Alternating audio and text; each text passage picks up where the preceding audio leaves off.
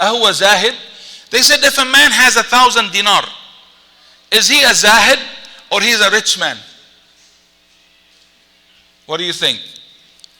Is he a rich man or he is a zahid? Zahid means like, he doesn't look after the dunya. So what he said, Ahmad ibn Hanbal said, he said, a man with 10,000 dinar in his hand could be a zahid. Could be a zahid. Umar ibn Abdul Aziz radiallahu anhu, the fifth Khalifa, he owned between the east and the west. Isn't that right? But in the same time, he was zahid. Umar ibn al-Khattab radiallahu anhu, he was a zahid. Abu Bakr, who was very rich, he was a zahid. Uthman radiallahu anhu, what do we call him? Uthman is what? Uthman al-Ghani. Why do we call him Uthman al-Ghani? Because he used to give a lot of sadaqah. They asked him one time, they said, Ya Uthman, how much money do you have? You've been given every time Rasulullah asks you, you give. Rasulullah asks you, you give.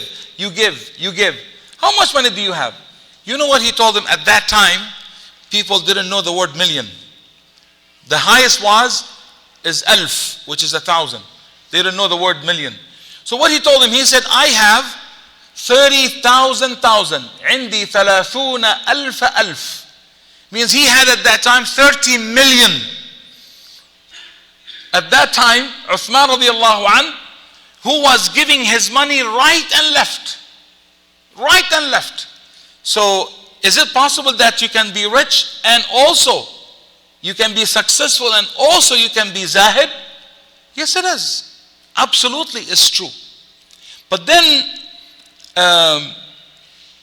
how do we define success? They say the formula for success is the balance between the mind, the spirit, the emotions and the body. The balance between the mind, the spirit,